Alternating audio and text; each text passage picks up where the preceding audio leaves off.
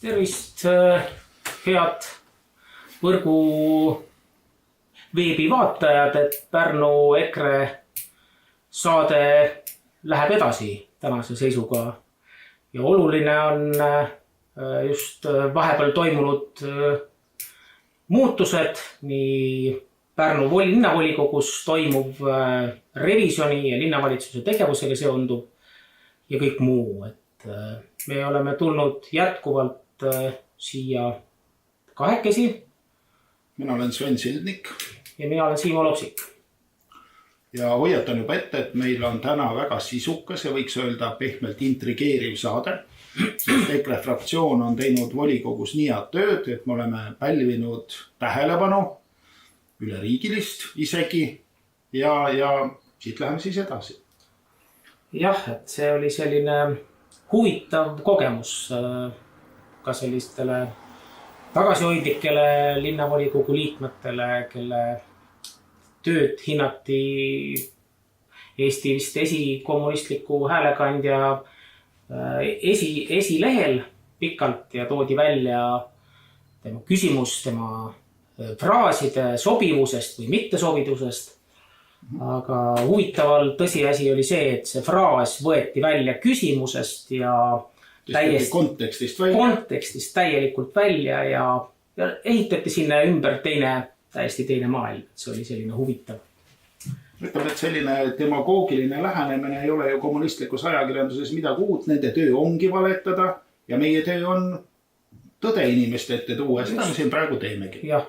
No eks 80-ndatel neil on nagu head õpetajad olnud, eks 80-ndatel ka seal, kes seal varjunimede all kirjutasid ja siis püüdsid välja selgitada. Kas ta oli Kalju või? Jaak Kalju, jah. Kodanlikke natsionaliste püüdsid välja selgitada, eks nüüd on olud muutud, ajalugu kordub farsina, et selles mõttes farss sobib kindlasti sellesse. Ma rõhutan ikkagi seda, et ega nüüd väga palju taolist käralikas tähelepanu ei ole Pärnu volikogu töö pälvinud. Et tundub, et töö on see, mida EKRE fraktsioon teeb, on nüüd ka nii hea, et enam ei saa maha vaikida, tuleb vajutada pedaali ja siis räägime, mis juhtus. Jah, no, kõige põhilisem teema, mis siis, meie peavoolu ajakirjanduses nii siit kui sealt poolt, ka olgu öeldud, et ka endine Pärnu kommunist võttis teema kajastada küll jällegi, võttes välja fraasid ja luues selles hoopis teise vaatenurga. Et sisu oli seotud Pärnusse tuleva NATO staabi asukoha valikuga. Ütleme, et see ei ole päris kindel, et ta tuleb. Tegemist on siis Baltikumi staabiga, mis võib tulla Eestisse, võib tulla Lätisse, võib tulla Leedusse. Otsustatud ei ole. Ja võib-olla otsustatakse üldse kuskil aasta jooksul. Et mingit sellist kiiret asja ei ole. Ja see asukoht, mis siis praegu on valitud, see mõis, mis ei ole sobiv asukoht, on alternatiive, aga neid alternatiivseid asukohti ei ole arutatud. Ja minuni ei ole ka jõudnud mingit analüüsi, kuidas see asi mõjub, millised on ohud, millised on kasud, mis seal loodusele, mis seal linnale, me ei tea seda. Jah, no nii palju kui revisjonile on nagu selgeks saanud, on probleem siis või algatus tulnud muidugi ka ministeeriumist, kes just soovib kindlat ala, aga soovib kõrvale jätta teised alternatiivid, mida on korduvalt välja pakutud, mitte ainult üks fraktsioon. Mis sobivad nii asukoha poolest kui kattepidi? Jah, jäävad ka näiteks lennuvälja lähedusse, aga nad on elamutest kaugemal, nad ei ole nagu elamute kõrval. Ja toodi välja siis paralleel, et kui minu tagasihoidlik isik tõi küsimuse alguses sisse lihtsalt konstanteeringu, et Pärnu Nõukogude sõjalennuväli kolis siit ära 1992. See on ajalooline fakt. Kui teil on teised andmed, palun esitage meile ja me need toome siis otsuse ette ja anname need teada ka linnavalitsusele ja koalitsioonile. Jah. Ja et nüüd 2025 on siis tulemas lihtsalt tagasi teistsugune. Kindlas kõneviisis, et nüüd kindlasti tuleb. Ei, võib tulla. Ma tõin välja, et vist ja et ilmselt, et see on niisugune küsimuse sees. Tingivas kõneviisis, sest täpselt me ei saa ju lubada, see ei ole meie võimuses. Ja eriti olukord ka see, et kui me ei tea, mis seal sinna tuleb. et räägitakse, linnapea räägib õhukuplist, täpselt ei tea, mis sinna alla tuleb, et võib olla, aga tehakse sellised otsused. Ja... No, mis õhukuppel on, kas see on siis mingi selline teraskuppel nagu Iisraelis, et see on selline õhukaitsesüsteem, väga kallis, noh siiski töötab ka kuigivõrd, või on see midagi muud? Viidati sellele, et iga päeksuse saabumisega tuleb kaasa ka õhukaitse, lähima õhukaitse ja see on ka siis annab nagu nende vaatenurgast turvalist õhukaitset ka siis linnaelanikele. Ühesõnaga, nii palju me saame aru, et kui õhukaitse tuleb, siis see on sihtmärk, mille pihta eeldatakse õhurünnakuid. Jah. Ja küsimused olidki, mis üsna tavapärane, et antud juhul siis Tallinna võib-olla tuntum kommunistlik meedia ei toonud välja seda, et mida tegelikult üldse küsiti. Küsiti seda, et kõigepealt punkt 1 küsiti miks seda eelnõud üldse volikokku tuuakse, sellepärast et Kaitseministeerium saab selle niikuinii võtta, ta ei pea ootama volikogu heakskiitu või mitte heakskiitu, sest tal on seaduslikud õigused selleks.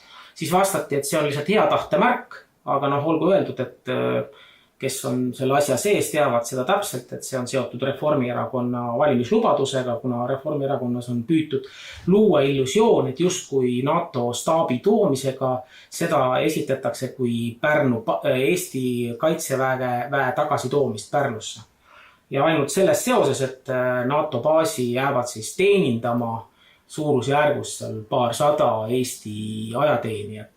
Võib-olla rohkem. Ühesõnaga, et nad ei ole siis siin nagu sellised põhiline sõjaline jõud, vaid siis selle liitlaste sõjalise jõu teenindav personal, mida siis ajaloos nimetati sõjasulasteks. Jah, või me võime siin iroonilist minna. Ajalukku minnes siis olid vist mõisamehed vist isegi. Mõisamehed olid Ivo Schenkenberg, Eesti Hannibal juhtis ühte väga tõhusat rühma.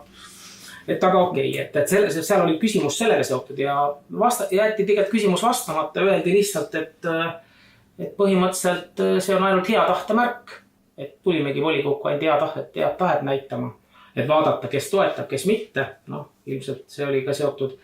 Ja teine küsimus puudutas seda, et kuna revisjonis käis meil külas ettekannet tegemas Pärnu kohalik kriisikoordinaator ja elanikkonnakaitse spetsialist, endine Eesti kaitsejõududes ka kõrgel kohal olnud inimene. Ja ta rääkis suht otse meie tänases olukorrast ja see, kui kaitstud me oleme ja kui kaitstud me ei ole ja tegelikult on olukord täiesti ehmatav ja kurvaks tegev, sellepärast, et tegelikkuses ei ole Eestis tegeletud üldse, vähemalt selle taasiseseisvumisperioodi jooksul elanikkonna kaitsega. Meil on 0 varjendit, Pärnus ei ole ühtegi varjendit. Ka võimalikud vanad varjendid, neid lihtsalt lammutatakse maha, tuletame meelde näiteks Mai keskus, mille all oli väga võimas elanikkonna kaitseks mõeldud varjend. Mis sai, see lagunes ära? See lammutati ära. Sinna tuli kinnisvara arendus. On tähtsamaid asju. Nojah, eks rahal on oma huvi asju teha. Ja teine asjaolu, et meil on ainult põhiline signaal oli selline, et elanikud peavad ise ennast kaitsma ja elanikkonna siis selline kaitse või elanikkonna komisjoni töö on pigem inimesi teavitada, kuidas ennast kaitsta, kuidas minna kildudest ära ja vastutab ainult korteriühistu, vastutab eraisik oma krundil. Inimene peab ise oskama ujuda, ehk uppu päästmine, uppu enda asi. Ja siis selle institutsiooni eesmärk on öelda päästku end, kes saab. Jah, et seda õpetab, kuidas siis päästa. Et kas minna kui pauk käib, viska pikali, kui linn põleb, mine maale. Jah, niisugused, jah. Otsi madalam koht, otsi lohk, kui sa ei jõua auku kaevata, lama lohus. Mingisugused võimekus on meil olemas küll see vähene raha, mis siis kohalik omavalitsus on sellesse elanikkonna kaitsesse pannud, on seotud küll generaatoritega, aga neid ka ei ole ikkagi, neid on pigem vähemus, kui me räägime linna sellistest. Kui palju neid generaatoreid vaja oleks, kas keegi on selle endale selgeks teinud? Numbreid ei toodud välja. Ilmselt kas ei tahetud tuua. See oleks nii kole number. See ei olnud vist ilmus number, aga ma sain aru, et näiteks kui me räägime Pärnu koolides, siis varustatus on vähemus. Ehk siis koole just väga palju ei ole, siis neid võib ühe käe näppudel vist üles lugeda neid generaatoreid. Ja ja teine on siis... Koolid on ju suured, ma ei tea, kui suurt generaatorit sinna vaja oleks. Ei oskagi öelda selles mõttes seda võimsust, sellist infot meil ei ole. Ja teine on siis ka nii-öelda veebi või netiühendused, näiteks kui netisüsteem maha läheb, siis on nii nagu ka täna Ukrainas ikkagi ilma Starlinkita ei ole neil võimalik seal omavahel isegi suhelda, et see eeldab jällegi paha Elon Muski siis vasakpoolsetele mitte väga populaarse... Vasakpoolsed kommunistid, jääge endale kindlaks, Facebook peab ootama, aga Muski võrgus ei lähe sisse. Yeah. See on reetmine. Et noh, nendega nagu tegeldakse ja sellest küsimust oligi ajendatud, et esitasin küsimuse, et kuidas, kui tuuakse staap, aga elanikud ei ole kaitset, elanikel ei ole kaitset, nad peavad ise enda eest vastutama, et kuidas see suurendab nagu elanikkonna kaitset. Ja siis seda sisuliselt välja ei toodud küsimustes ja esitati umbes nii, et kas siis Eesti kaitseväe toomine suurendab elanikele ohtu. Tegemist ei ole Eesti kaitseväega, NATO staap, kuhu tulevad Saksa ja Hollandi relvajõud. Mina küll mäletan seda, planeerituna, kus linnavedlase või oli see linnapäeva, kes meile selgitas, et kui sõjaks läheb, siis tegelikult need staabiohvitserid sealt sellest kontorist lähevad ära kuskile selleks ette valmistatud väliaagrisse kuskile mujale. Et see siis nagu oleks see julgeoleku tagatis, aga kui need isegi siin ei ole sõja ajal, kuidas siis nagu midagi tagab, tekib minu küsimus. Või kui nad on ikkagi selles taristus, kui meile see sõna taristu ei meeldi, infrastruktuuris, siis välja ehitatud staabis, siis üldiselt raketi, meie mittesõbraliku naaberriigi rakettide lennuaeg sihtmärgini on mitte just väga pikk. Kaua siis põlisvaenlane oma raketi siia? Mul ei jäänud meelde seda tabelit vaadates, seal oli minutitega, kas 2 või 3 minutit, Tallinn oli 2 minutit, siia siis on natuke rohkem, et ilmselt... Inimene jalutab 5 kilomeetrit tunnis keskmine. Jah. Hispaania oli kõige kaugem, see oli Madrid, see oli 19 minutit, see ei mul meelde. Sellega kõnnib juba vaata, 300 meetri kaugusele, kui kiiresti minna. Et selles mõttes, kui kiiresti nad sealt siis välja lähevad, et on ise asi, aga sihtmärk ilmselgelt ju jääb, et see oli ka küsimuse teema. Ja sellele lihtsalt vastati, et elanikkonna kaitse hoopis suureneb ja tegelikult ei toodudki välja, kelle kaitse, sest nemad, kuidas see vastus siin oli, et abilinnapea tõi väga selgelt ka välja, kui pärast või isegi seda... otseselt, et kuidas see oli, et nemad näevad siin pigem suurepärast võimalust ja elanikkond on justkui siis kaitstud. Et kuigi oli raske aru saada, kes see nemad siin on siis, et kas need, kes tulevad. Mina teenidav personal läheb siit ära, kui need kõrged ohvitserid lähevad välilaagritesse, siis ka sõjasulased lähevad sinna. Ja kas see on siis nüüd kaitse selle poolest, et siin pole enam sihtmärki, mida tulistada või on kuidagi teisiti? Või võib juhtuda, et sihtmärk on juba... Mina arvan, et kui neil ongi siin see kuppel ja õhukaitse, et nad võtavad see õhukaitse kaasa sinna laagritesse, kuhu nad lähevad. See oleks loogiline. Nii ongi. Aga et mitte need nad jätavad selle siia maha lihtsalt vedelema ja lähevad ise ära. Ei tundu loogiline. Aga muidugi mina tunnen see asjandust nii peensusteni nagu peaks, et võib-olla see täpselt ongi. Mina küll kaitseliitlasena olen sellega kokku puutunud, aga ikkagi väga põgusalt. Et väga nagu selles mõttes kaasaegseid selliseid õhutõrjesüsteeme ka väga täpselt. Minu kogemus piitub selle koolijärgse õppelaagriga, mis oli paar päeva. Ja seal tuli kaevata kaevikuid, aga kuna labidad said otsa, minul labidat ei olnud, siis ohvitser ütles, et mida teha, eks ole. Arvan, et see on, paljudel inimestel ei ole ju labidaid ja kui pole aega kaevata, võib-olla asfaldi peal oled, kus sa seal kaevad. Et siis andis ohvitser sellise nõuande, kui kaevikut ei ole, siis otsid lohu ja lamad lohus. Et ma arvan, et see on selline ajatu sõjaväline tarkus, mis praegu on vajalik endale meelde. Ja teine tõsiasi, et kui linnapea, kes siis soovis ka vastata sellele küsimusele elanikkonna kaitse puudumise osas, tõi välja, et meil on ülevaade üle idapiiri lendavatest objektidest, mida siis jälgitakse ja vajadusel Need on siis droonid, mitte ufod. No, ma saan aru, et ta viitas lendavatele objektidele, sealhulgas droonidele. Et see tekitas ka sellist nagu lisaküsimusi, aga kuna küsimused olid nii-öelda küsitud juba, kõik võimalikud küsimused, 2 küsimust kõigile antakse, siis meil alles äsja oli ju küll nii-öelda sõbraliku riigi droon, mis siis plahvatas põllul, et kas seda siis ka jälgiti ja teati või kuidas sellega oli, neid droone oli seal muidugi mitu, et selles mõttes. No räägiti ühest, aga rahvas rääkis, et oli veel. Jah. Aga rahvas tohi uskuda, sellepärast, et rahvas ei tea esiteks midagi ja teiseks, kui ta teab, on öeldud, et sellest ei tohi rääkida. No jah, tegelikult see vist on suht avalik info, et neid oli mitu, et see tuli siin mitu poolt ka välja. Aga see on selline kirjeldus, et eks ta nagu selline huvitav ka tõsiasi oli, kuidas seda ka kajastati, et jäeti väga oluline osa sealt välja ja loodi täiesti teine vaatenurk, just kui on endise Nõukogude Liidu või kes iganes tagaigatsejad ja nii edasi. Ja seda just nende poolt, kes ise on tegelikult nende teenistuses, et see oli selline huvitav. Põhiliselt võttis sõna kunagi EKRE-s olnud üks kaitseväelane, kes poolt vahetanud sõjalt. Poolt vahetanud sõjaväelane, et ta oli küll poliitiline sõjaväelane, Nõukogude Liidu ehitusvägede poliitkomissar või sampoliit. Aga siis Nõukogude Liidus ainult üks poliitika, see oli kommunistlik poliitika ja üks partei, kompartei, et seal nagu anarhisti ega sotsialistiga ei saa tegemist olla. Ja kuidas me teame, et endisi luurajaid ei ole olemas. Kui sa oled vande andnud, siis nii ka tavaliselt on. Eks me saame rääkida võib-olla ka siin omamoodi sellisest reeturist. Ja siis võeti sõna, et... ma arvan, et valijad, kes on sõjardi valinud, konservatiivsed valijad, on ta valinud nii Mäeotsa kui siin Pärnus, eks ole, volikogusse. Ta oli ennem EKRE fraktsiooni liige. Konservatiiv ja nüüd järsku on ta muutunud liberaaliks ja on siis seal orava saba taga.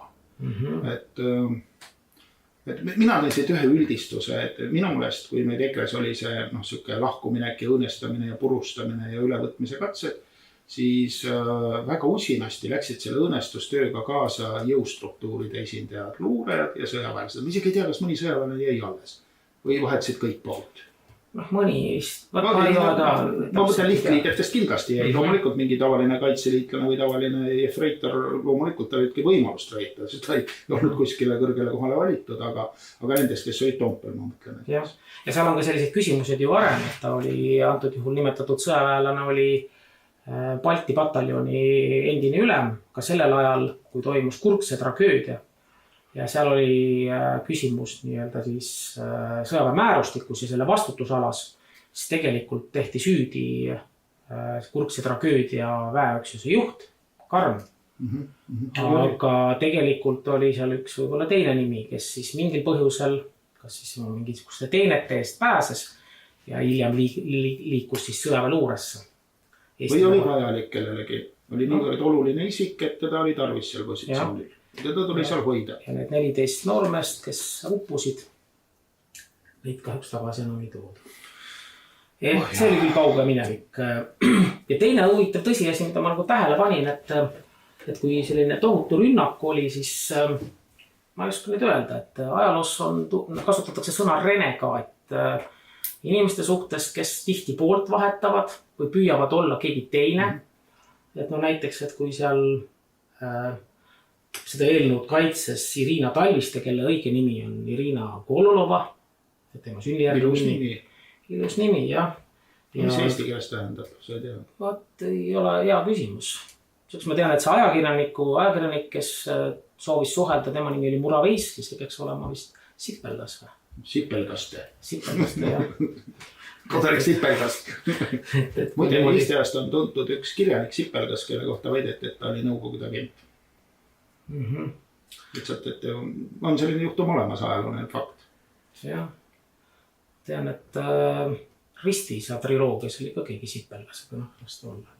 Ja on olemas selline telesari Renegaat endisest politseinikust, kes kuidagi mingitel asjadel muutub lindpriiks või üks pätiks, aga ikkagi ajab nagu õiget asja. Sellised renegaate on ka. Ajaloos on välja toodud tsivilisatsioonide langus, et kui riikides saavad võimule küll Vladimir Vernotski ja siis sellised etnogeneesi uurijad, et kuidas tsivilisatsioonid sünnivad, riigid sünnivad ja langevad, siis seal räägitakse nendest sisserändajatest, renegaatidest, kes võtavad ühel hetkel võimu üle ja siis riigi nii-öelda. Aga ei kanna selle riigi aateid ja kultuuri, vaid lähtuvad kas ainult oma kasust või millest taolisest. Moonaka mentaliteedist näiteks või midagi taolist, et raha kust saad, ütleme, selle mentaliteedi nagu eestikeelne vaste. Ja see on see kuidagi süke selline huvitav seos nagu tekkis. Ja tegelikult, et võib-olla sa ka räägid, et siit võeti ka kajastada. Ja ma isegi mina, kes ma ei ole olnud nii edukas revisjonikomisjoni esimees nagu Siimo, pälvisin kommunistide tähelepanu. Ja küsimus olevat, ma ise ei loe kommunistide lehti, ma helistasin tuttavatele, kes loevad, mõnel on närv väga kõva ja loevad, ma otsin pilte, mõtlesin, mis toimub mingi, seal on poolt vahetanud Sõjard ja pilt. Sõjard ei pidanud ju mingisugust ettekannet seal, ei esitanud minu meelest ka küsimusi, mina nägin teda supilauas, aga kõnepuldis ei näinud. Helistasin, uurisin, et mis seal kommunistlikus ajakirjanduses toimub, tuleb välja, et kommunistlikus ajakirjanduses oli tõstetatud üles vormi au küsimus. Mina ei mäleta, et Pärnu volikogu oleks arutanud kunagi, ei seekord ega varem vormi au eelnõu või ülesande andmist linnavolikogule, et kehtestada vormi riietus kuidagi, midagi ei ole olnud. Et täiesti arusaamatu, mis seal siis toimub. See vist oli viide, ma segan vahele, vabandust, et see oli viide Kaitseministeeriumi pidžaamades. Mina rääkisin lapilistes pidžaamades meestest, ebausaldusväärsetest isikutest, kelle haldusalas Kaitseministeeriumis on teadmata kadunud 700 miljonit, kes on ääretult ebausaldusväärsed, tõenäoliselt vargad, korruptandid, võib olla ka renegaadid, ei tea seda, sest asjad on lõpuni selgitamata, aga sellises olukorras mul on, eks ole, kus me oleme praegu väga raskes olukorras, tõesti kõrval on agressiivne riik, kes peab sõda. See riik on meie ajalooline vaenlane, põlisvaenlane, 1000 aastat, ma rõhutasin seda, 1000 aastat verist ajalugu on selle meile selgeks teinud, kellega on tegemist, mismoodi asjad käivad, mingit kahtlust selles ei ole. Ja sellises olukorras, kus see põlisvaenlane on aktiviseerunud, räägivad meie lapilistes pidžaamades mehed ilusaid sõnu, aga relvaraha on kadunud. 700 miljonit kodanikud, see ei ole mingisugune kopikas. Ja pidžaama on ilmne vihje sellele, et tegemist on hullumajaga või hullumaja puhvetiga, kus siis kodanikud käivad pidžaamades ringi. Vaata seal võib-olla, kui sa lubad, täpsustan natuke, et kuna ta Riigikontroll selle aruandega välja tuli, mitte nagu meie ei mõtle seda välja, vaid see on Riigikontrolli aruanne, siis seal oli summa 707 miljonit, mille puhul on teada, et raha kulutati, aga kuhu raha läks, seda ei tea. Pabereid ei ole. Jah, et ei ole teada, kuhu see raha läks, et see meenutas küll see 707 on natuke vähem kui 800 miljonit. Aga ütleme, et kõiki pabereid ei ole ju esitatud, see ei tea, võib-olla see on hoopis midagi muud, see võib palju suurem see number olla veel. Jah, et huvitaval kombel, et mul kohe meenus paralleel ja paljud ka sotsiaalmeedias ju jagasid, seostasid kunagi Pärnu kuulsa huumorisketšiga, kus sooviti Pardi tänava otsa teha, kuidas see täpselt oli, Pardi nina lahti sõllekaev. Summa oli 800 miljonit. Me kui pärnakad siin tunneme väga lähedust igasuguste sadade miljonitega, kuna ta on seal 700-800 miljonit uurid, see kõnetab neid. See kõnetab, suurusjärk jäi samasse. Ja seal juhtus ka see huvitav tõsiasi, et keegi nagu hüppas alt ära, õlletehas vist. Õlletehas hüppas alt ära. Kraanist tuli õlle asemel ikkagi vesi hoopis. Täpselt nagu meil kaitsevõime asemel tuleb silmavesi praegu, tuleb silma, et kaitsevõimega on niivõrd kahtlane. Seda muret, minu sõnavõtu eesmärk oli see, et linn üritab teha kingituse Kaitseministeeriumile, jõustruktuuridele, kellele iganes seal, me isegi tea täpselt kellele ja täpselt milleks. Mina sain aru, et kohalikud sõjardid on öelnud, et kui NATO-l seda vaja ei lähe, et küll me mõtleme midagi välja. Aga mis nad siis välja mõtlevad või milleks neil seda vaja läheb? Nad ei ole nagu selgelt sõnastanud oma soove ega vajadusi. Et see iseendast on juba kahtlane asi. Ja see paistab väga sedamoodi, et linnapea, kes ei ole väga silma paistnud nüüd oma valitsuse ajal, üritab enne valimisi siis teha midagi, et saada pildil ja jätta sellise võimsa mulje, et nüüd ikka siis on Pärnu päästetud lõpuks ometi, aga see asi nagu minu jaoks tundus väga kahtlane. Just Riigikontroll, Janar Holm, kõik 707 miljonit. et kuulan neid sõnavõtte seal ja mõtlen, et millal nüüd see probleem üles tõstatatakse, et saal on inimesi täis, seal on, eks ole, 39 rahvasaadikut, linnavalitsuse esindajad, tehnilised töötajad, ka mõned pealtvaatajad, et et keegi ehk juhib nüüd probleemile tähelepanu, et me tahame linnamõisa kinkida seltskonnale, kes väga suure tõenäosusega on vargad. Vähemalt ei ole usaldusväärsed, see oli asja mõte ja see, et need, kas neid nimetada klounideks või lapiliste pidžaamadega meesteks, juhib tähelepanu, et see on kahtlane seltskond, kes, see on väga suur raha. Ma ei tea, see kaitse-eelarve meil praegu aastas on seal 1,43, umbes suurusjärgus vist seal 1,4 miljardit oli, jah. Ta järjest kasvab vastavalt sellele, kui seda ongi nagu sendi pealt raske ju seal jõustruktuurides. Suurusjärk on see, et pool aasta edevalt on läinud. Öeldakse ei tea, ma ei ole, mingid jälgi ei ole. Et selles olukorras mina ei kiirustaks linnavara ära kinkimisega kahtlasele seltskonnale. Otsest vajadust kiirustada ei ole. Hea meelega, kui tõesti selgub, et seda on vaja anda. See on hea asi. Ja seal on normaalsed inimesed, kes on vähemalt pool raha üles leidnud, mis on kadunud. Ja teevad edaspidi pabereid raha ja asjade kohta, peavad raamatupidamist loomulikult. Aga meil ei ole mingit infot antud volinikena üldse, see kuidagi lambist kukub pähe mingisugune valimisprojekt, sest sellega on kiire, selle volikogusid ei ole iga päev, korra kuus valimised on siin samas, kohe tuleb midagi teha. See on hea, et sa selle teemat välja tõid, et vaata nüüd ma selgitaks ka, et kui EKRE fraktsioon oli selle eelnõu vastu ja ka keskfraktsioon ja enamus siis ka vist Erkist, kes meil seal nii-öelda on, siis jah, et põhimõtteliselt probleem on ju selles, et taheti allkirja dokumendile, mille puhul me ei teadnud, mis selle sisu on. Et linnavalitsus on revisjon siin tuvastanud väga levinud skeemid. Linnavalitsus on tavapärane olukord, kus antakse allkiri dokumentidele, mida ise läbi ei loeta. Ja mõni siin volikogu liige ei ole isegi dokumenti näinud, aga on 4 korda allkirjastanud. Ja volikogu esimees. Kus see paber on? Ja volikogu esimees on siin protokoll ja allkirjastanud, mida ta läbi pole lugenud ja nii edasi, et selles mõttes on see tõsine probleem. Ka salastatakse, millele seal alla kirjutatakse, pole tähtis, keegi neid kunagi ei näe. See on päris huvitav, sellest, et kellest ei tuleks mõne aja pärast ikka võib-olla räägime. Aga et praegu antud juhul ei olnud küsimus selles, et justkui nagu meie ei ole ju isegi ka NATO selle staabi vastu siia tulekule. Aga see peaks nagu arusaadav olema ja see ei ole paanikaline kiire, sest antud juhul oli see ühe erakonna valimiskampaania, oli vaja enne valimisi see nii erakondade üleselt, just kui tuleb see allkiri anda ja samal ajal alles isegi Saksa ja Hollandi valitsused peavad üldse ja nende parlamendid peavad üldse vastuse otsuse võtma ja see vist tuleb alles aasta lõpus. Kui tehti pommipabrik meile siia, mis oli üks argumente? Vene piiri äärde ei saa teha, see on piirile liiga lähedal, teeme merepiiri lähedal, eks ole, see on parem koht. Aga kui me vaatame nüüd Baltikumi, eks ole, Eesti on väike riik, eks ole, Vene piiri ääres, eks ole, see on Lätiga väike riik, Vene piiri, siis on Leedu, mis on natuke suurem riik Vene piiri ääres. Kui sina paneksid staabi? Kas kõige kaugemale venelastele nagu kõige lähemale, kõige väiksemasse nagu riiki? Mida on võib-olla palju lihtsam ära lõigata, igasuguseid logistikaid ja sidesid nagu maha tampida kui näiteks Leedus. Et mina kaaluks hoolega, kas ma teeksin siia staabi, mitte et ma ei tahaks siia eestlasele, meil on siin NATO staab, aga sõjardina ma vaataks, et see staab võib-olla ei olegi kõige parem koht. Ja võib-olla ei ole ka. Ja kui ma olen NATO poolda, siis mina ei taha, et NATO staab tuleb halba kohta, ohtlikusse kohta. Ma tahan, et see NATO teeks oma tööd paremini ja ta staab oleks võimalikult heas kohas. Nojah, et oleks võimalik ka mingisugune kaasarääkimise võimalus, et antud juhul tuli lihtsalt niimoodi soov. Ja seda kasutati siis ühe partei poolt ära, et saada siis sellist võimalikku valimislubadust ja nüüd nad ka linnapea käib vist ringi ja ütleb, et me lubame, et me toome siia nii-öelda pataljoni tagasi, kuigi selle pataljoni nime all tegelikult. Nii, et ikkagi kõige tähtsam on see, et see ei ole linnavalitsuse otsustada.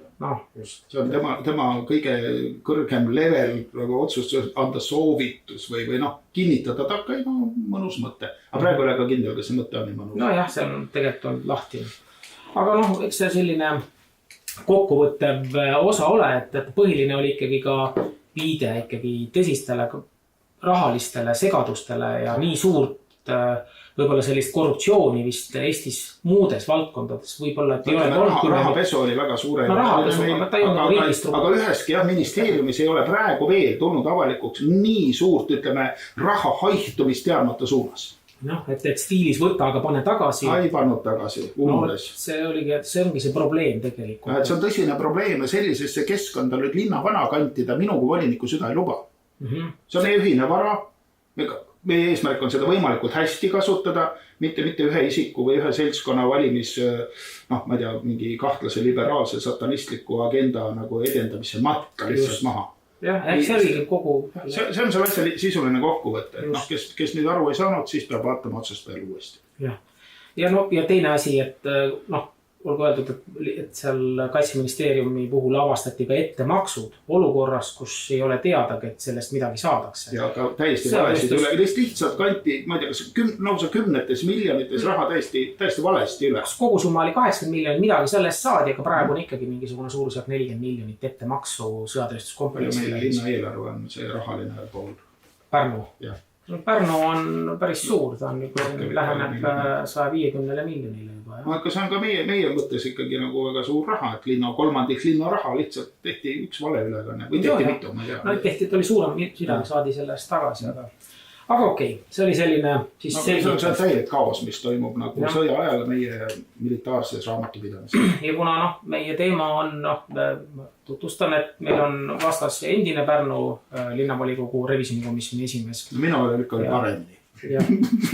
Sellist jama ei olnud. Aeg on kuidagi niimoodi toonud võimaluse, et ka nüüd olen mina pidanud seda tööd tegema, siis sellistele asjadele tähelepanu juhtimine on ikka varjatud kohustus mõnes mõttes. Meeldib see meile või mitte, ega see revisjoni töö on selline. Minu valitsemise ajalgi tuli välja süsteemseid pettusi ja igasuguseid asju, aga see nagu oled ka ise öelnud, et ega sina sai ju kedagi vangi panna, et sina saad tähelepanu juhtida. Ainult tähelepanu juhtida, ja seda tähelepanu sai ka juhitud, aga see ei olnud väga õnnestunud tegevus, see tähelepanu hajus samal hetkel, kui teda nagu see pettustele juhiti, et see nagu läks nagu läks. Kui audiitor ikkagi toob ära välja, et Paikre juhtkond on süsteemne petja aastatesse, siis midagi ikkagi jäi meelde. Veidi. Aga, et see on selline, võib-olla selline lühi ülevaade sellest teemast, mille puhul siis püüti ka kahtluse alla seada hariduslik taust ja see, kas kõigi sobib näiteks mingisugusesse ametisse või mitte. Ja kaevati, mindi kaebama ja viidati sobivuse küsimusele. Et kas see inimene, kes tunneb ajalugu, meenutab ajaloolisi fakte, sobib ajalugu õpetama. Ja tõsiasi, et kui me nüüd kohe läheme järgmise teema juurde, mis puudutab revisjoni teemat ja neid Pärnu linna mainet rikkuvad permanentseid umbusaldusi ja vastuumbusaldusi, et abilinnapea, kes kaitses seda sama eelnõu, on tuvastatud seaduse rikkuja. Elina Talliste, kes osales ebaseaduslikul meeleavaldusel. Ütleme, et see, mida võis nimetada rahvusvahelisega organiseeritud kuritegevuseks, sest see ebaseaduslik, mis ta iganes siis oli rahvusvaheline, oli organiseeritud ja seda ju organiseerisid seal nii kohaliku Riigikogu liberaalsed saadikud, ma sain proua Talviste jutust aru, kui ka Euroopa Liidu teatavad institutsioonid, keda ta siis väidetavalt seal esindas. Ja kuidas nimetatakse inimest, kes on tuvastatud seadusrikkuja? Sõna on... kui ta ütleme, et on ühe korra rikkunud, siis ta on kurjategija. Aga kui ta on seda teinud korduvalt, siis ta on kas retsidiivne. Või eriti ohtlik retsidivist, kui on väga palju patte ja raskeid asju tehtud. Ja kuidas me siis, mis järeldusi me peaksime siis siin tegema? Tegemist võib-olla ei olnud eriti ohtliku asjadega, aga fakt oli see, et riikide vahel suhetele sellised asjad palju kaasa ei aita ja eriti eeskuju. Et kui siin Pärnu linnavalitsuse töötaja abilinnapea läheb väidetavalt siis Euroopa Liidu nagu volitustega mingit kriminaalset seksiturismi harrastama, et siis see minu jaoks ei ole päris hea asi. Nii tohiks teha. Jah, või et sa mis sõnumi sa annab, kui sa avalikult õigustad enda seaduse rikkumist ja ütled, et nii on. Et siis me võime ütelda, et see liberaalsus seda tähendabki, et seadused on ainult täitmiseks nii kaua, kui see meile kasulik on.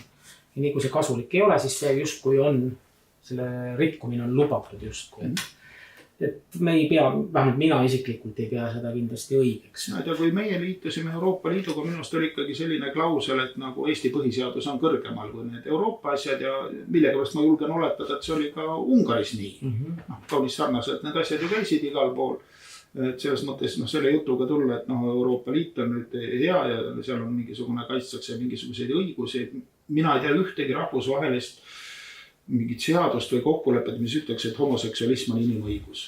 Mina ei tea sellist. Kui keegi teab, valgustagu mind ja meelega võtaksin, loeksin läbi ja meelega veel eestikeelse tõlke ja ingliskeelse paneks kõrvale, uuriks seda paberimajandust, aga siiamaani ei ole nagu sellist kätte juhtunud, kuigi on otsitud ja teised inimesed on ka otsinud. Ei ole liitud, et millegipärast räägitakse mingist veidrast seksist või inimõigusest, aga kui hakata nagu juriidiliselt nagu tähtedama, pole sellist seadust. Et millest see jutt siis käib, millest proua Tali vist rääkis meil üldse? Eks see võib-olla võib seotud natuke, ei tahaks selle teema juurde minna, minu hinnangul on see nagu rohkem niisugune küsimus, kas seadusi tuleb täita või mitte. Aga eks ta on natuke seotud ärevushäirega vast, et kui inimene teeb midagi, mis talle psühholoogiliselt võib tekitada sellist alateadlikku ebamugavustunnet ja alateadvust teab, et ta käitub kuidagi valesti, siis sellele järgneb selline ülevoolav väljapakkumine ja otsimine, eneseõigustus ja seest tuleb välja nende uhkus, mis puhul on küll väga raske aru saada, mille üle uhked ollakse. Isegi esitasin sellise küsimuse, et teemalt, eks ole, raske aru saada, mis uhkusega on tegemist, et teisel koha peal, eks ole, kas saab aru, mille üle homoseksualistid on uhked või mille üle nad siis uhkust tunnevad, aga tuli välja, et ka lähedalt ei olnud võimalik seda nagu tuvastada. Et üks suur saladus jäi meil lahendamata seal volikogus. Seda küll. Aga nüüd see umbusalduste teema, et kui keegi on jälginud Pärnu linnavolikogu istungeid viimase 3, 4, 5 kuu jooksul, ehk siis alates seal maikuust, siis on tähele panda, et pidevalt on umbusaldused. Et umbusaldatakse küll abilinnapead, küll linnapead ja permanentselt on vastu umbusaldus revisjonikomisjoni esimehe suhtes. Sellest ei saanud asja kuidagi. See umbusaldaja alati sel hetkel, kui ta peaks olema saalis ja hakkama umbusaldust nagu reaalselt siis läbi viima, on kadunud teadmata suunas. Vasti on teile tagasi, aga just sel hetkel, kui tuleks seda teha, polegi. Kuidas sina sellest aru saad? Tegelikult ma olen nagu seda püüdnud isegi selgitada, et ma küll õiguskantsleri poole ei pöördunud, aga ma küsisin paari juristi käest, kes nagu kinnitasid, et see on selline hall ala, et seadus seda ei reguleeri. Et sa võidki niimoodi teha iga kord nagu... et see on niisugune võimalus, ilmselt... Kiusata, jah. Et kuna otseselt seadus ei luba korduvalt umbusaldada inimest, kes on KOKS-i paragrahv ütleb selgelt, et kui umbusaldus luhtub, siis 3 kuu jooksul ei tohi talle samale inimesele umbusaldust enam seda esitada. Siis seda, et kui see umbusaldus on pandud töösse, ta on saalis, teda hääletus ei läinud läbi, siis sa 3 kuud ei tohi uuesti teha. Ja, seda teha. Aga kui sa ei olegi teda sinna saali ette nagu pannud, sa paned ta päevakorda ja paned uuesti päevakorda. Nüüd ongi see küsimus, et tegelikult on ka luhtumine, seepärast et see on õnnestunud ta ei ole. Õnnestunud ta ei ole kindlasti. Sest et kogu aeg käib selline nali, et umbusaldaja ise küll ta läheb ukse taha, siis ta räägib telefoniga, seekord ta läks lihtsalt kohvi võtma, teda lihtsalt ei olnud, sest tal oli kohvi soov. Kohvi oli rohkem vaja kui umbusaldust. Jah, et kui sa esitad selle... Prioriteesid on paigas. Just, et siin on nagu see küsimus, et miks seda siis tehakse ja ilmselt ta nüüd liigub oktoobrikuusse. Saame näha, kas siis lõpuks saab ka siis nagu sellest asja. Et antud juhul on umbusaldused vähemalt abilinnapea Irina Tallistele, mis puhul oligi just teemaks ebaseaduslik nii-öelda riikidevahelisi suhteid rikkub ja ebaseaduslikel paraadidel osalemine. Seda kusjuures ikkagi ka Pärnu linna abilinnapeana küll minek toimus tööajast, aga see päev ise oli küll nädalavahetusele jäinud. Ja teine on linnapea, millega revisjon on tegelenud nüüd juba varsti 3 kuud, mis puudutab lasteaedade toitlustushanget. Ja see on nagu tõsine probleem. See puudutab väga paljusid inimesi, väga paljusid lapsi ja siin ei ole tegemist nagu mingi maitse küsimusega. Siin on ikka tegemist selle tõsiste kvaliteedi ja korruptsioonihõnguliste nagu hangetega. Ja maitse küsimus ma võin öelda, et ma olen väga paljude lastevanematega rääkinud, ei maitse. Nojah, aga peale selle ikkagi seal on muud hädad veel lisaks sellele, et oleks ainult, et natuke halb, nagu pole nagu harjunud sööma sellist asja. Iroonia on nüüd saab selle välja tuua, et hankelepingu järgi on tehtud niivõrd halb hankeleping, et seda sisuliselt ei ole võimalik lühiajaliselt tühistada. Sisuliselt on ükskõik, kes seda tahaks nüüd hakata lõpetama, ta peab ilmselt minema kohtusse selle hankijaga. Või vabandust. No see on päris suur, see lepingu number oli ju see raha number, mis seal on, see oli ikka... Kogu summa, arvestage, see tuleb seda, et see päevaraha ühe õpilase kohta, laste ja lapse kohta on 2 eurot ja 53 senti. Sellele lisandub käibemaks ja kogu summa, mis tuleb välja käia lapse eest linnal on 3 eurot ja 9 senti. Aga ma toon lihtsa näite, et riigikoolidesse, mida riik annab, on see summa seal näiteks on kutsehariduskeskuses on 1 euro ja 20 senti. Ja kutsehariduskeskus natuke suuremad inimesed kui lasteaias. Need on 19 ja 20 aastased mõned ja mõned on veel vanemad. Mina kardan, et nad söövad rohkem. No, ilmselgelt. Ja see tööd käärib veelgi. See tähendab seda, et meil on hea näide, kuidas üks kool saab, eks ole, ma ei tea, ligi, päris on 3 korda odaval ei ole, aga siiski hinnavahe on umbes 2 korda. See tähendab seda, et see raha, mis läheb 3-4 aastasele lapsele, see toidu raha on 2 korda rohkem kui 18-19. Lihtne näide on ka Koidula riigigümnaasium, kus 2 täismeest peaks sellest laste ja portsust kõhu täis saama. No jah, et siin ongi see küsimus, et kas see on nüüd, kuhu see puuduolev raha on, et revisjonikomisjon on tuvastanud olukordasid, kus tuluhinnast oluliselt kõrgemalt sõlmitakse kokkuleppeid ja see tekitab õigustatud kahtluse, et on mingisugune kokkulepe varem olnud. Raha on kellegile läinud, aga kes? Me ei tea. Välismaal nimetatakse sellist asja kickbackiks. See on näiteks, et ütleme, relvatööstul müüb tanke, aga mingile riigile, aga kaitseministeril on võib-olla valida 4-5 tanki nagu pakkujat. Ja siis on firmadel nagu ette nähtud selline 20%, mis siis minister saab endale, kui ta ostab sinu tankid. See on kõigile, aga kõik pakuvad seda 20%, teistmoodi see ei saagi üldse löögile. Ja siis minister, okei, võtame selle. See käib välismaal niimoodi suurfirmadega, kuidas Pärnus käib, seda mina täpselt ei tea. Ilmselt siin see selline ilmne kahtlus on, et ma ei hakka seda anekdooti rääkima, kuidas seal kõige kallima pakkujaga võeti ära ja siis telliti lõpuks kõige odavama pakkuja käest ainult raha jagati oma vahel ära. Et see ongi küsimus, ennem valimisi on mõnedel niinimetatud võimuerakonnal ilmselt raha vaja ja plakatite eest tuleb tasuda, kuigi elanikud selle ära sodivad.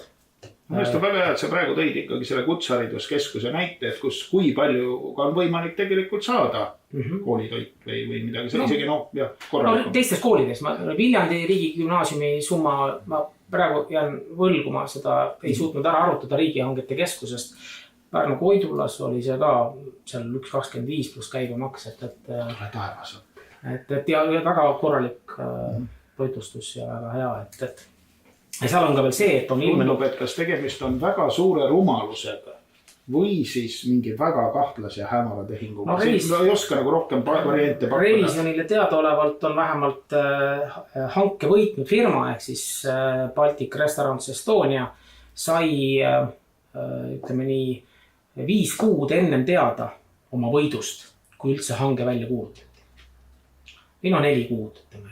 Ta sai nagu ennem oma võidust teada. Nägid sellist prohvetlikku unenägu? Ütleme, ma nägin sellist, nägin unenägu. See oleks vist praegu selline, sellepärast, et on selline info kuidagi tulnud. Ei tea, kus need unenäod tulevad. Ei tea, jah. Aga selles mõttes see tekitabki kahtlust. Ja eriti ka just see seotud nende summadega. Ja sellest tulenevalt on linna peale esitatud umbusaldus, mille puhul küll kasutati sarnast skeemi seekord. Mingil põhjusel ta lükkus edasi, aga ilmselt kuna revisjonikomisjoni esimehele on tehtud sellest tulenevalt vastu umbusaldus, siis on korrektne, et ta teist korda jällegi ebaõnnestus, siis ilmselt oleks korrektne, et siis lasteaedade hanke umbusaldus ja ka vastu umbusaldus jäävad siis oktoobrikuu volikokku, et eks selles mõttes saab selle tähelepanu juhtida. Huvitav tõsiasi on ka see, miks võib-olla see umbusaldus selles mõttes selline huvitav on, et umbusalduse esitaja kes on ikkagi ilmselt ka mõnedele inimestele tuntud ka siis sotsiaalmeediast või nendest mingisugustest ka protokollidest ja salvestistest. Nii palju, kui neid on avalikustatud. Jah, seal üks MTÜ või 2 MTÜ tegid teabenõude, said kätte salvestise ja see salvestis on üleval ja kes tahab, võib seda kõnasti kuulata. Aga seal midagi ilusat küll ei ole, aga see viitabki selle revisjoni komisjoni liikme, võib-olla nagu näitab tema nagu tegevust, aga huvitav tõsiasi on selle juures see, et ta tegelikult seaduse järgi ei tohiks üldse olla revisjoni komisjoni liige. Mis siis takistab, mis seadus ütleb? Seadus ütleb sellist asja, et ma võin siin isegi tsiteerida kohaliku omavalitsuse korralduse seaduse paragrahv 48 lõige 2, et revisjoni komisjoni liige ei või täita sama valla ja linna valitseva mõju all oleva äriühingu sihtasutusega mittetulundusühiku tegevjuhi juhataja, juhatuse liikme ega sama valla või linna ametiasutuse hallatava asutuse juhi või tema asetäitja ülesandeid. Ja see viitab nüüd sellele, et antud juhul see sama volikogu liige. See ettevõte siis ei tohi olla, mis ta ei tohtinud olla? Ta ei tohtinud täita sama valla või linna valitseva mõju all oleva mittetulundusühingu tegevjuhi juhataja, juhatuse liikme. Ühesõnaga see firma ei tohi olla nagu linna mõju all. Linna mõju all, jah. Ja linna mõjuks peetakse siis seda, kui linna annab näiteks raha, jah. Ja need summad ei ole suured, mida antud komisjoni liikme. Aga ei ole öeldud, et mõju peab suur olema. On öeldud mõju. See võib olla ka väike mõju. See võib ka väike mõju. Ma võtsin pitsikese. Nojah, viimane ülekanne. Teised võtsid kõik pudeli, mina võtsin pitsikese. Mõju on väike. Viimane ülekanne küll oli suurusjärk 15 000 €. See on juba, võiks isegi öelda oluline mõju, kui kõlab niimoodi. Ja ilmselgelt. Ja olgu öeldud, et antud juhul küll antud liige taandas ennast juhatuse kohalt, aga ta jäi edasi tegeliku kasu saajaks. Kas seal saab ennast ka taandada või ei saa? No ei saa, see on MTÜ-s on see, et seal tegeliku kasu saaja, mis jästasse juhatuses ei ole, ta seadusega justkui kokku ei lähe. Aga kuna ta avalikult ise ütleb, et tegemist on fiktiivse muudatusega ja samal ajal MTÜ on samal aadressil tema koduaadressiga, siis mis järeldusi me siin võime teha, igaüks võib ise otsustada. Et see... ja selline näide, et tegelikult peaks linnasekretär siin reageerima, aga linnasekretär ei ole 4 aastat sellele tähelepanu. Sekretär teab, mis toimub. Ilmselgelt, minul on muidugi võib kahtlus olla, sest kuna me ei tea linnasekretäri puhul vahetati välja linnasekretär uue sekretäri vastu, kelle puhul on teadmata ka tema haridustase, on tundmatu haridustasemega. Ta väga silmapaistev volikogus ei ole olnud just seaduste tundmise osas. Kvalifikatsioon on liiga kõrge sellise nagu volikogu jaoks, et on võib-olla ette valmistatud seal universumi juhtimiseks. See võib olla, jah. Haridus on liiga hea. Võib-olla jah, et ma täpselt ei oska öelda, aga kuna ta keeldub sellele vastamast ka revisjoni ametlikule päringutele, siis me saame ainult nagu hinnata, et ei ole, on teadmata. Kirjaoskus ilmselt on ikka paberid on kirjaoskus on küll kirjavigadega viimane nõue, aga see väike paar kirjaviga võib-olla jah. Lihtsalt mõte on nagu selge. Kuigi jah, soe soovitus vist on tehisintellektiga on võimalik neid ja speller ka. Nad on nii ja naa, aga suurem osa plaadi peal. Jah. Aga see selleks, et see on selline näide, kuidas et umbusaldaja on see, kes tegelikult on seaduse puhul ei tohiks üldse seal ametis olla, aga umbusaldatakse seda, kes siis on mingisugused probleemid, näiteks lasteaia toitlustuse teema nagu käsile võtnud. Laste julm kohtlemine on ju minu meelest mitte lihtsalt nagu kuidagi ebasoovitav, vaid lausa kriminaalne. Ma olen nõus, et minust laps ikkagi on kasvav organism ja toit peab olema täisväärtuslik ja võimalusel ka maitsev. Ja ka mõistliku hinnaga selle juures. Hind ei puutu nagu lapsesse, laps sööb ära ilmselt siis, kui see maksab ka 2 sotti see lobi. Aga nagu ta võiks olla ikkagi tervisele nagu hea. Praegu on küll kahtlus, et ta ei nendele nõuetele, lihtsatele nõuetele ei vasta seda. No ilmselgelt ja kui nüüd ei taha selle kvaliteedi juurde minna, aga et... juhtumid on ju kirjeldatud. Väga palju, neid on väga palju ja need on ka äsja, kuigi meediasse nüüd jõuavad üksikute piltidena, aga et just kõige paremini on toonud välja selle Eesti peakukute ühendus, kes tõi Pärnu selle lasteaia toitlus nii-öelda madala kvaliteedi välja, et see annab lastele sellise signaali, et nad ei soovigi see laps, kes saab ebakvaliteetset toitu, ta ei soovigi enam, ta ei usalda selliseid keskkondi, kus sellist asja pakutakse ja see annab sellise märgi nagu kogu eluks. See on nagu lapse ja ühiskonna suhe rikutakse ära varases nooruses ja lapsest võib kasvada asotsiaal üldse. Noh jah, või ütleme asotsiaali all. Või anarhist või sotsialist. Ei usalda ühiskonnas. Kes lihtsalt teeb kõike, et ühiskonda hävitada. Jah, sest tal on lapsena saadud kogemused on teinekord sügavamad, kui me võib-olla täiskasvanu suudaksime seda nagu mõista. Et see on nagu väga hea paralleel oli, mis peakokkude ühenduses välja toodi. Ja mis siis nagu öelda saab selle umbusaldusega, et eks me saame oktoobris näha siis, kuidas see umbusaldus lõpuks läheb nii linnapea suhtes kui ka siis antud juhul minu tagasihoidliku isiku suhtes. Et isegi siis, kui esitaja tegelikult ei tohiks olla komisjoni liige, aga ja ei hakka kirjeldama neid koosolekuid, kus kasutatakse roppusi, karjutakse täiest kõrist, segatakse vahele. See tundub juba mingi rahvateater olevat. See ongi piinlik seda öelda, aga et ongi sellised. Ja sellest tulenevalt ka linnavalitsus põhimõtteliselt ei avalda protokolle, keeldub avaldamast protokolle, need on mitu... Mina ei mäleta, et sellist asja oleks olnud. Need protokollid olid ikkagi olemas. Teil on nagu tegelikult on KOKS-i järgi kohustus protokollid avaldada. Aga meil on isegi nüüd minu meelest nad ei olnud siis ka avaldatud, aga nad olid olemas ja nad ei olnud salastatud. Neid võis ikkagi tahtmisel kätte saada, aga mitte nii, et sa koduleheküljed kohe leiata. Seal protokolli üleval ei olnud, aga protokoll oli olemas. Aga selle puhul sellistel puhtudel sa saad selle protokollis ju teada, millest on jutt, kus ta seal ütleb, et roppuseid seal ikkagi sees ei ole, aga ütleme, et suhtumine elanikkonda tuleb seal välja, kuidas kes iganes on näiteks seal näiteks tuulikute arenduse vastu, et kas nad üldse millestki aru saavad ja nii edasi, et see on väga nagu selline kahetsusväärne. Eks see on signaal valijale ikkagi, et hoida silm peal, mida saadikud teevad, eriti need, keda sa oled valinud. Kas nad väljendavad neid seisukohti ja väärtusi, mida sina ise kui sa valijana. Ja kui nad seda ei tee, siis mõtle selle peale, keda tuleks valida edaspidi.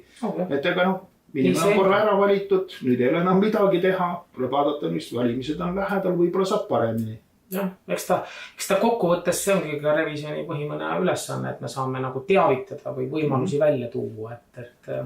Ja võimalus ongi valida ja võib-olla siis anda seda seltskonda, kes meil siin praegu tuulikuid mahitab, mitte valida, kui sa seda hullumeelset projekti ei poolda. Ja nii edasi. Et neid teemasid on väga palju, kus ikkagi koalitsioon minu tagasihoidlikul hinnangul teeb ikka seadempe.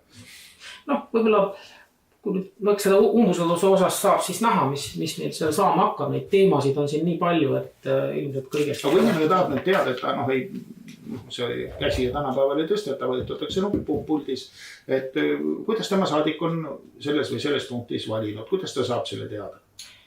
Need protokollid, volikogu protokollid ikkagi avalikustatakse. Neid ei ole salastatud. Neid millegipärast ei salastata, aga olgu öeldud, et linnavalitsus on levinud tava, millel on isegi üllatus, ka kohalik endine Pärnu kommunist on sellele tähelepanu juhtinud. Et protokollid on kahtlaselt tühjad. Et protokolli sisu on ainult punkt ja siis on tühi. Aga on näha, punkt on selline, et praegu hääletatakse näiteks, ma ei tea, mingit asja. Ükskõik, mis ta siis aga see jääb sisse, hääletus jääb sisse. Et kes kuidas hääletas, see on seal sees. Isiku nimi, kas oli poolt, vastu, erapooletu. Et seda saab ikka valija kontrollida. Et võib-olla seal ei ole siis pikalt seda diskussiooni nagu üles viitsitud kirjutada, aga tulemus on olemas. Diskussiooni ei ole. Et tulemus on olemas ja seda võib silmad üle lasta. Minu jaoks on see teema tähtis, otsid selle teema sealt üles ja vaatad, kuidas siis keegi asja on ajanud. Et minu meelest on see hea, kui see niimoodi on. Nojah, et seda on võimalik siis hiljem tagasulatuvalt ka vaadata. Kui me räägiks natuke EKRE tegemistest, EKRE on Pärnu linnavolikogus silma paistnud väga paljude algatustega, millest siis põhilised on seotud ikkagi murega, mis saab edasi. See tohutu maamaksu trall, mis on nüüd lükatud kohaliku omavalitsuse õlgadele ja tegelikult üldse maksude tõstmine. Inimesed on täna juba olukorras, kus paljudel ei olegi, lihtsalt enam raha ei jää üle. Pärnus on see eriolukord, et mõne eramaja all see maa võib olla ikkagi väga kalliks läinud, kuidagi väga kiiresti, hullumeelselt kalliks ja mõned inimesed on tõesti sellises ohus, et sa ei jõuagi ära maksta. Jah, tõesti mingi toetus on, aga see ei pruugi olla piisav. Ja mis sa teed, kui sa oledki näiteks vana inimene, eks ole, eluaeg tööd teinud, saad pintsjaga ja saad mingit toetust ka, aga ei tule välja, sa ei saa enam oma majas elada. Et selline oht on praegu olemas. Jah, ta läheb nagu vastuollu põhiseaduse paragrahv 32, see on see õigus eraomandile.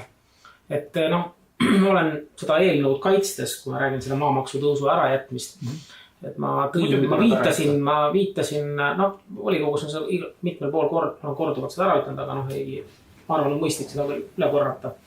Et siin Pärnu ikkagi rannarajooni näitel, me küll eeldame, et rannarajoonis elavad väga jõukad inimesed, aga seal on näiteks näide 2 pensionäri paarist, rannarajoon on täna seda piirkonda laiendatud. Et põhimõtteliselt pensionäride paar, kellel varem oli maamaksu kodualune maa oli ju maksuvaba, aga nüüd uuest aastast peavad nad aastas maksma 2463 eurot. See on siis kuus tuleb ikkagi mingisugune, võtab 200. 200 umbes on kuus, et see on pensionäridele, kes mõlemad saavad küll suusõnaliselt, nad ütlesid, aga ma ei hakka üle mainima, mitte väga palju pensioni, on see märkimisväärne. Et nende elujärg, niikuinii maksud tõusevad, hinnad tõusevad ja sinule tuleb selline kirves selga. Mitte millegi eest. Mitte millegi eest sa pead lihtsalt 200 eurot iga kuu juurde leidma. Et sa elad oma majas. Jah, et sa omad mingit vara. Täiesti kommunistlik lähenemine. Mina mäletan, minu vanaisa oli seal Tammikualuse külas viimane, kes läks nagu kolhoosi, sest kogu aeg makse tõsteti. Ja kellel oli siis nagu vähem raha, need läksid rutem kolhoosi, kellel oli rohkem läks siis kõige viimasena. See on huvitav paralleel, et sa tõid selle 40. aastatel niimoodi ju Eestis maal eraomandus ära võeti. Need julged viidi Siberisse, aga need, kes olid lihtsalt põhimõtteliselt, need maksustati surnuks. Aga mida me täna Eestis? Me näeme sealt sama asja. See on kommunism. See on kommunism. Vara äravõtmine. Eraomandi vastane sihipärane tegevus. Just, et sul ei tohi olla eraomandit, kuigi põhiseadus just peaks kehtima. Peaks olema püha. Peaks olema püha, jah. Ja samal ajal, kui sa selle tähelepanu juhid, siis nimetatakse siin, kes iganes, nagu me siin lugeda saime, putinismi seoses või mis iganes. Et selles mõttes on see kahetsus. Mina küll praegu võrdlesin Euroopa Liidu režiimi stalinistliku okupatsiooniga. Juhtus niimoodi ja mulle tundub, et see võrdlus on põhjendatud. Siin on mitmeid analooge. Siin on muid probleeme. Sõnavabaduse, usuvabaduse, koosolekuvabaduse paljude asjade. Ma toon lihtsa näite aasta alguses, kui me eksi Suurbritannia küll on astunud Euroopa Liidust välja, aga seal on see sõnavabaduse endise Euroopa Liidu riigina ja meie niisuguse tahtekoalitsiooni kaaslasena. Et seal vist on 2300 poliitvangi oli näiteks, et Sellel juhtis tähelepanu ju Ameerika asepresident C.D. Vance oma kuulsas Müncheni kõnes, kus pärast mõni eurokrat nuttis. Kuidas niimoodi saame võtta inimõigust? See oli hea, jah, see oli veetumis.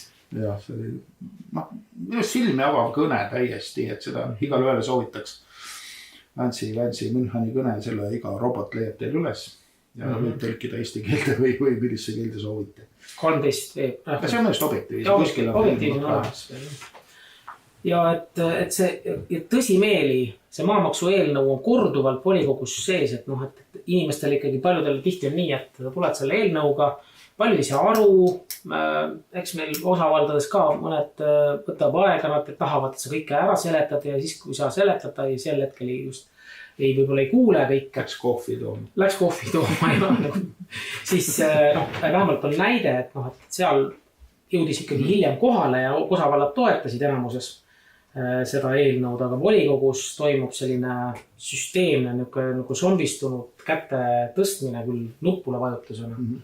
Ja lihtsalt, eks Reformierakond ja tema, mis seal salata, hea puudel tegelikult tõstavad kogu aeg selle kõrvale. Nüüd enam teda selles mõttes tõsta enam muuta ei saa, sellepärast et tähtaeg on 1. oktoober, kui tuleb teada anda siis maamaksumäärad järgmiseks aastaks, nii et kui...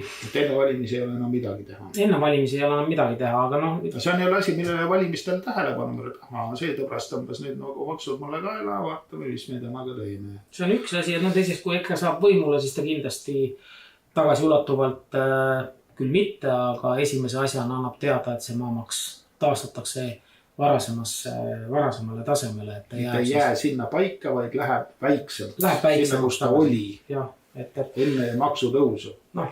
See küll võib olla alles siis ilmselt järgmise otsus ja koalitsiooni otsus ja kõik see on ju nagu ta on. Et selles mõttes on sellega just nii. Aga EKRE seisukoht on selge. Siin ei ole mingit kahtlust, kuidas nüüd teised kaasa tulevad, näeme.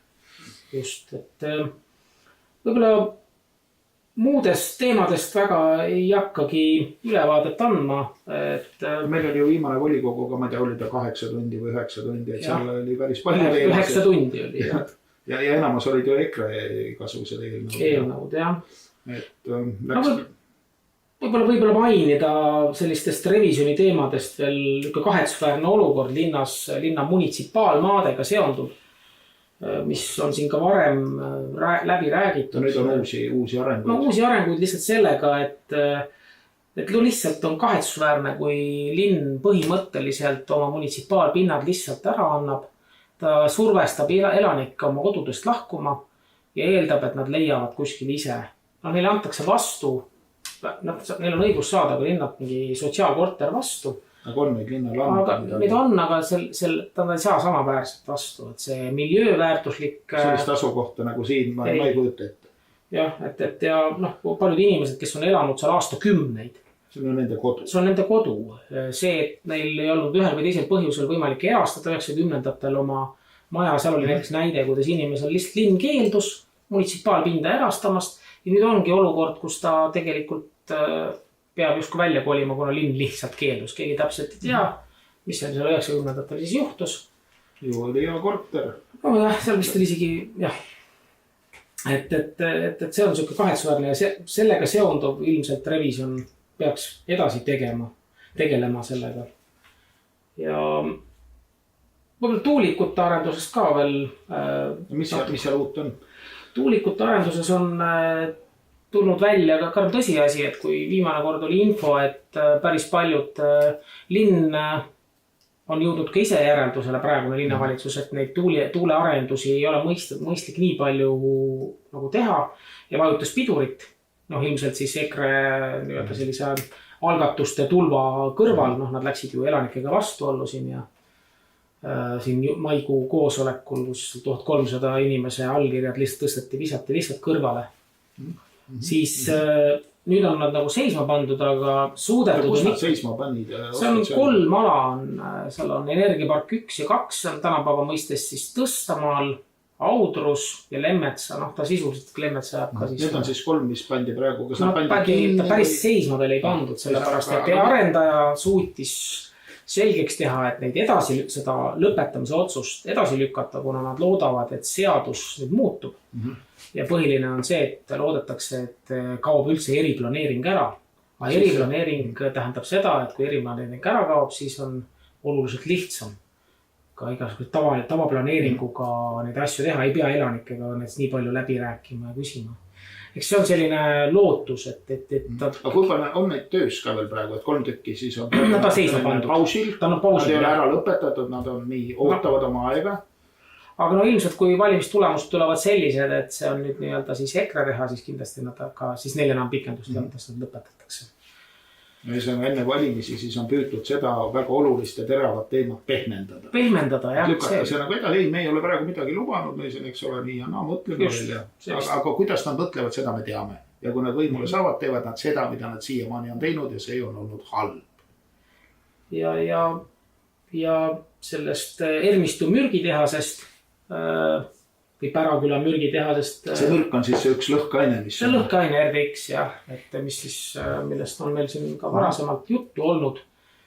ja oleme ka toonud välja need mürgid ja väga suured vead siis selles keskkonnamõju hindamises seal, et kui eeldatakse mõjus, et mürgid, mis lenduvad, jäävad kõik sama territooriumi piiresse, lihtsalt tuulefaktorit ei ole näiteks arvestatud. Tuulega nad siiski väidetavalt liiguvad 30–100 kilomeetrit. Jah, seal miski kauem.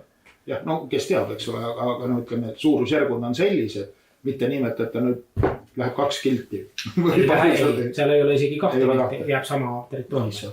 See on küll hea koht. Lendub üles ja kukub maha, no tuule ei ole järelikult. Gravitatsioon on muudel. Jah, et selles mõttes, et nendega on mindud ikkagi, kohalikud elanikud on ennast kokku võtnud ja au neile. See oma kodu on ikkagi kõige suurem väärtus. Ja eks see on see tänase Eesti reaalsus, et kui sa tahad edasi elada, siis sa pead selle eest oma kodu eest siis võitlema. Sa pead võitlema oma valitsuse vastu. Sa pead oma valitsuse vastu võitlema, et elada oma kodus ja mitte saada seal mingid hirmsaid haigusi või ma ei tea, mis ei ole. Just, ja põhimõtteliselt, et sa pead oma valitsuse vastu minema kohtusse. See on kõige psühholoogiliselt väga paljudel inimestel väga raske, aga kahjuks on kohtus käimine on üldse ebameeldiv asi ja kallis, väga kallis, lõbu. Jah, rääkima ka neid. Et edu neile oma kodu kaitsel. Tegelikult see ongi see, et kui me räägime siin näiteks kaitsetahtest. Aga see on jälle, keegi on ju valinud neid inimesed, kes selle jama kaela tõmbasid. Ma ei tea, kuidas see kohalik minu vist, seal vist küll väga suurt vastuseisu. Ma ei mäletanud täpselt, kuidas see nüüd oli. Sa pead silmas neid saamise kohalike elanikega? Ei, no ma mõtlen seda, et kuidas see kohalik omavalitsus seal siis käitunud on. Kohalik omavalitsus on andnud kõik load ja varem oli nii, et... Kes valis need tüübid sinna? Ja. Et vaata, see on mingi määral ka see sama asi, et kui on kaitsevaldkond, siis millegi pärast paljud, seal ongi see, ja seal on ka põhjus, et kui sa esitad küsimusi, nagu me siin viimases volikogus, siis sa saad sellise templi, mida sa pead selgitama. Sa tahad elada oma kodus inimese moodi ja tuleb välja, et sa oled mingi uudne lurjus päris. See ongi see. Ja seda teevad sinu ajalehed, eks. Just. Ja nüüd küsimus, et kui me räägime kaitsetahtest, kui sind kodus ei kaitsta, mis kaitsetahtest saab rääkida, et kui... Mis sõda sul üldse vaja on, kui kohalikud pommitöösturid su ära tapavad? Pole ju vajagi mingit Putini drooni ega tanki. Jah, et ma ei taha siin parafraseerida ajalost, kuidas oli Surm Siim või Siberis. Aga see niimoodi käis, jah. Et see paralleel võib-olla ei ole nii õige, aga halb on see olukord ikkagi kindlasti. See on olukord, jah. Et tegelikult on ju kaitsetahe pigem oma kodukaitse. Et inimesed tahavad elada tervislikult ja selles loomupärases keskkonnas ja puhtas keskkonnas. Mis on praegu väga suurepärane keskkond. Jah, et me tahame ikkagi säilitada seda, mis meil on. Nagu keemilist monstrumit nagu ehitada kohta, mis on nagu peaaegu täiuslik elukeskkond. See on ikka ja rikka loodusega ja seal on kõik need lõhekudemise jõgi on kohe seal. Järmistu ravimuda. Tule taevas appi. Kus see mõtlemine on? Omavalitsus muidugi ka veel kõigele takka. Jah, et eks seal on ka muidugi olgu öeldud, et ikkagi põhiline on asukoht, et ta peaks tegelikult võib-olla olema ikkagi Kiviõlis. Seal on kohalikud on ise nõus endiste kaevanduste piirkonnas, aga ilmselt on seal muud huvid ja võib-olla ei hakka see otseselt Pärnu revisjoni ei puuduta, aga seal on sellised väikesed firmad tekkinud, kes kõik ootavad. Oma küllus ja õnneaega. Õnneaega, jah, et seal on sellised probleemid. Ma ei tahagi teada, kes seal ettevõtetes on ja kellega nad seotud on. Ei.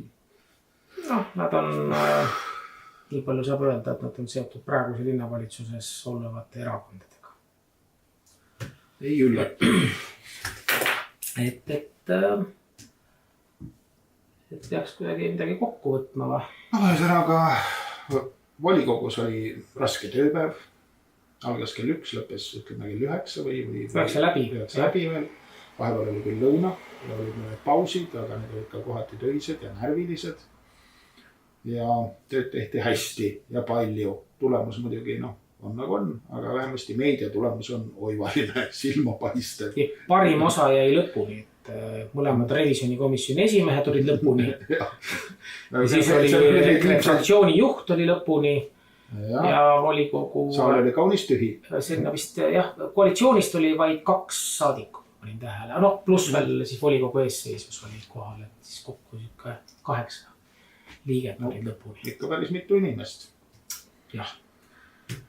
Nii see linna valitsemine käib meil. Jah, et aga ütleme, see kõik läheb paremaks, kui valimised lähevad teistmoodi. Just, et ma julgen seda kinnitada. Aga praegu siinkohal lõpetame siis ja kohtume jälle. Aga siis volikogu töötab edasi, revisjonikomisjon töötab edasi, ajakirjandus töötab edasi. Kõik teevad oma tööd. Kohtumiseni.